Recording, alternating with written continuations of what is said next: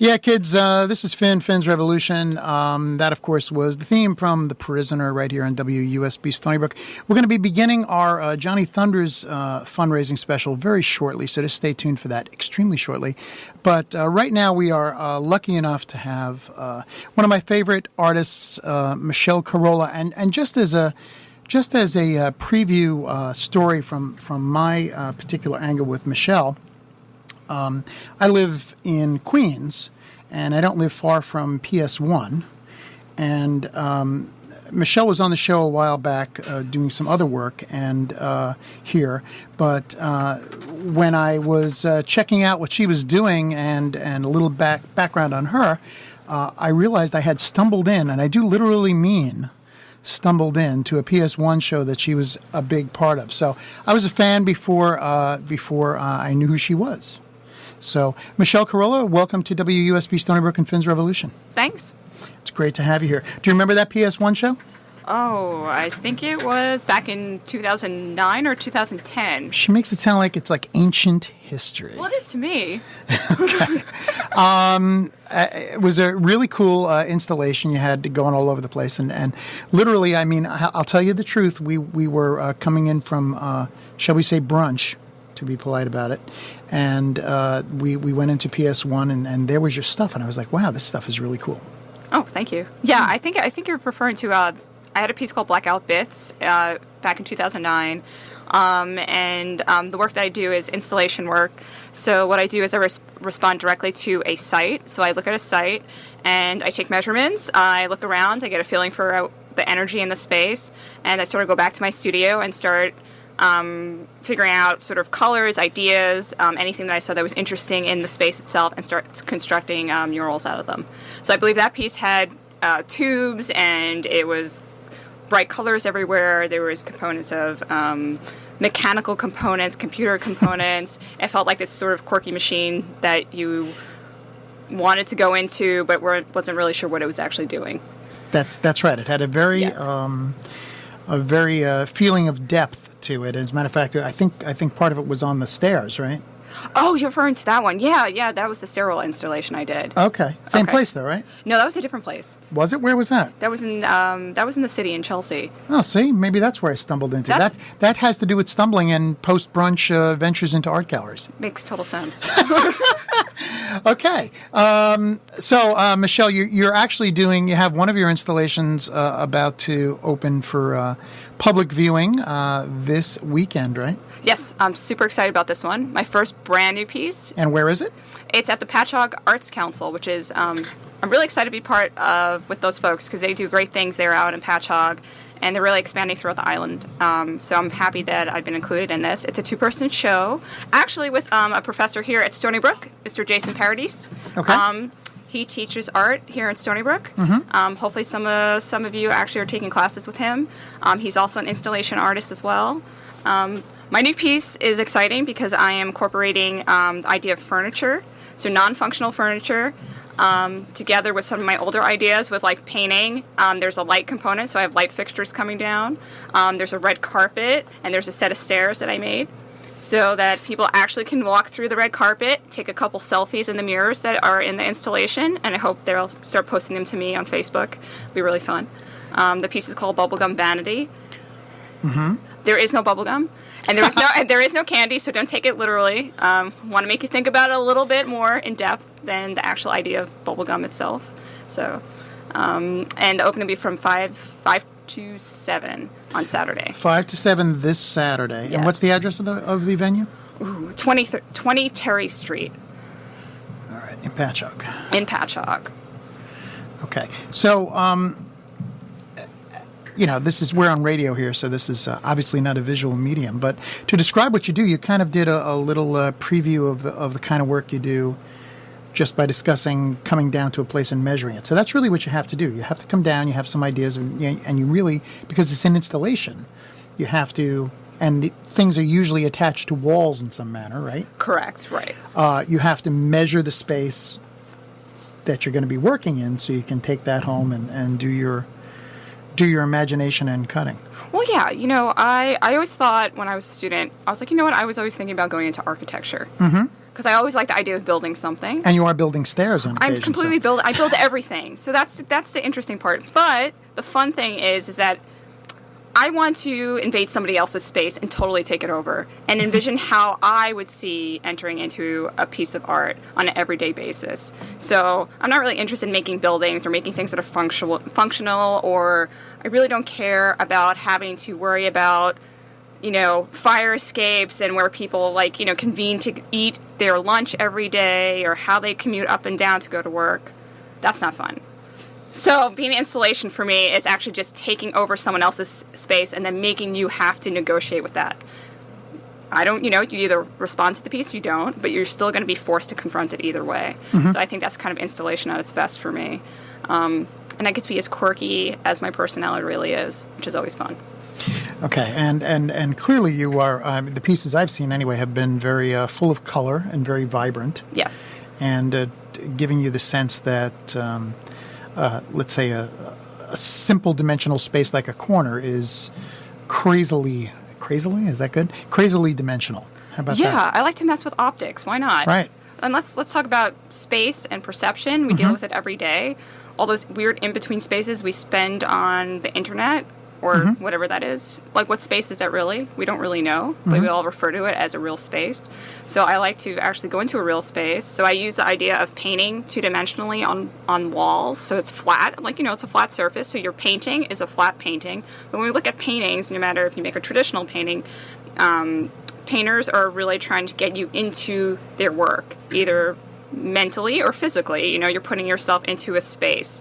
So I like the idea of having a painting, and then I actually make three-dimensional pieces. So I actually construct and make things that are three-dimensional. You can walk around. And so I sort of merge those two ideas together. So I use 2D stuff and 3D stuff, put it together. So it's like this optical illusion for your mind and your body. So you start sort of getting this really weird feeling of what's exactly 2D and where is 3D and where does it end. Okay. So I hope that's a good explanation on That's radio. good. And it's hard to explain all these things without visuals, but you're doing an excellent job. Oh, thank you. I'm trying. Now, you've also been involved, of course, in the arts community locally. You're a big force behind Spark Boom, which we've had on WUSB, various bands over the times, and we've done all kinds of stuff. And Spark Boom, just talk a little about that, just so we can. Well, so I have an official title now. Oh, it's not fancy, right? From August, I have an official title. Okay.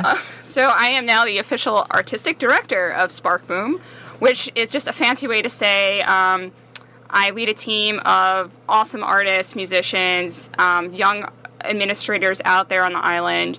We come together. We think of great ways to represent all this talent that's underground here on the island. And we put on really fun, quirky events in established venues most of the time.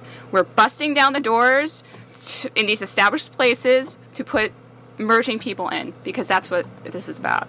So, of course, okay, here's my plug now. So there's a kickoff. The kickoff event, Beards, Bards, and Boom, is at the Walt Whitman Birthplace on June 21st. Oh, wow. Yeah. Okay. So that's my plug for that event. Okay, we'll have to keep that in mind. And the Whitman Birthplace is a place that we discuss a lot on this show, actually, because we have various poets and musicians and things like that who perform there. So yeah, and I bet you some of them are coming to either perform at the kickoff event or have had some planning involved with that. Excellent. But yeah, so that's just, it's a great venue is my point. It's a really cool place. Well, the cool thing about the place is that it has indoors and there's a stage, and then you've got outside, which is just, that grand lawn is just asking for a party. So that's what we're doing. Fantastic. All right, so we'll let Spark Boom go right now because we want to talk about you. Okay. So the kind of things you're doing now, did you the installations and the colors and the 3D, have you always have you visualized this for a very long time, this type of work, or is this something comparatively recent in your life? In other words, did you see this kind of stuff like when you were in high school, junior high school? Well, or did you think of something else art-wise? I think the big thing for me, I don't come from an artistic family, Okay. but I come from a family that appreciates art, and I just remember experiences with my mom very, very early on, probably as young as 2 or 3. My mom was always taking me to museums, especially we were always going to the city. We were always looking at art, always experiencing new things, and I think that always had a really big influence on me growing up. And I actually came to Stony Brook for undergrad, and I entered Stony Brook here in science. And I started off in biology. Always had this artistic sort of tendency that I always liked to draw. I was always a kid in the art classes, and always kind of sitting by myself, drawing and imagining what like my dream home would look like. The idea of bringing back architecture again, but always sort of put that on the side because I'm, everyone kind of thinks like, well, what are you going to do with this, right? Right. When you grow up to be that. Yeah, when you grow out of art. Right. What happens? And you realize you don't really grow out of it. It just, It is you. So I think that was a maturity thing. I wound up taking some great classes here. And that was it. I was hooked. And I started off as a figure painter. And I went into graduate school, I think back in 2004. 2004, I went to graduate school in San Francisco as a figure painter. And I left as an installation artist. Because with me, I'm always looking to expand my ideas, think of new things, and I got very bored with the idea of just painting a two-dimensional surface. And that's where I really started to come up with these ideas of working with more public forum, which would be murals. So I started off with sort of a mural idea because I wanted to bring bigger work into communities and public areas. I thought that was the best way to do it. And then you got into a very 3D kind of mural, essentially, right? Yeah, and that's also another part of my personality. So I'm like, okay, great. Murals. What can I do next? So I'm always thinking of what can I do next? How can I build on this? So the idea of just sort of, I had a studio in Brooklyn for a while after I left San Francisco, and I just started dumpster diving, collecting trash, finding these things interesting on the curbs because New Yorkers love throwing out really cool stuff. Correct. Right? We always know this. Like you always go around, you're like, I could do something with that. And I just collected literally a studio full of junk with saying, I could do something with that. And that's how it started. So I was like, okay, I have murals, I'm painting on murals, and now it's like, I can do something with all this stuff in my studio. So I just started throwing it together, and I make it sound really easy, but I threw it all together, and it started coming out as these really fun, quirky, sort of half sculpture, half paintings. And they emerged into these massive, immersive installations that I asked people to come and into my crazy world. Now, your actual process of after you visualize the thing, it's all worked in wood and other materials, but is it wood-based, the structures? The ones currently are wood-based structures. Okay. So that means you actually get some wood, you actually slice it all up, or is it found wood or combination? It's a combination of both. Okay. Both all that cool stuff that I find, I combined it with actually having to be an engineer. Remember that you don't want to kill your people that are coming to your show, so you have to actually make sure you rig it so you're not going to kill somebody. So, oh, the element of risk. That's where administration comes in. I worry about liability, so I'm thinking I don't want to really kill any of the attendees at the art show. It's hard enough to get people in the door to come see art, so it's like I don't want to kill anybody off. Yeah, they don't want to think they might die. Right? No, that. Although that could increase a certain group. I might have a bigger following at that point. That's right. There you go. I could be, an occasional death may work out well for you. Right? All right, this is getting weird. Yes, it is. I'm sorry. All right, so you construct these pieces, and it's found pieces plus constructed pieces. Plus constructed pieces. Yes. Okay. So that way you really don't know the difference between what I found and what I constructed, because I like to make everything look. My installations are very super clean, meaning that they're all flat. So everything's painted with bold, flat colors. I combined everything together, so you really can't tell the difference between what was my, dumpster diving trash treasure combined with actually what I constructed and made. So it's a really sort of seamless piece when you're coming into it. Very cool. Yeah. All right. So the opening is going to be this Saturday from 5 to 7 p.m. at, what's the, is it 70 Terry Road? 20. 20. 20 Can't Terry, read my own writing. Wait, 20 Terry Street. Right, in Patchogue. And website, Michelle? MICHELLECAROLLO.com. And that's Michelle, MICHELLE, CAROLLO, Michelle Carollo. and you guys can check out Michelle's work and also get links to the event. And how long is the actual showing in the museum? It's up for 6 weeks. So fantastic. So I think that's what, June... Oh, see, this is bad. June 21st, I think it closes. That's good. 6 weeks is what I would have said. Right. Yes, it's sometime it ends in June, so just come. That's fantastic. It's fun. Yeah. But the opening's great, and I hate to ask, but any music at the opening? Oh, See now? No, You tell me no, that's okay. No, because I'm not running the event. I'm just in the event, which is so awesome. But of course, visually, it's music, and it's an absolutely beautiful, beautiful experience to see Michelle's work. And once again, you can check out some before you even go to the event by going to Michelle Carollo. That's Michelle, CAROLLO.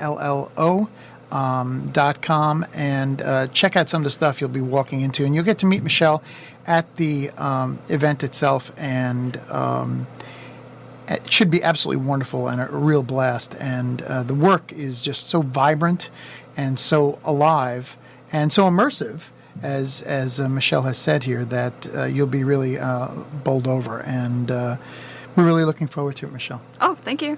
And it's great to have you on Finn's Revolution, as always. And hopefully before the next Spark Boom kickoff, we can also have you with whoever you'd like to bring on. Awesome. I'll be here. Very good. Very good. Thanks, Michelle. Michelle Carollo, make sure you check out the show this Saturday, 5 to 7 p.m. At 20 Terry Street in Patchogue. And it's nice and easy. And go to MichelleCarollo.com. Once again, Michelle, CAROLLO. Thank you, Michelle. Thank you.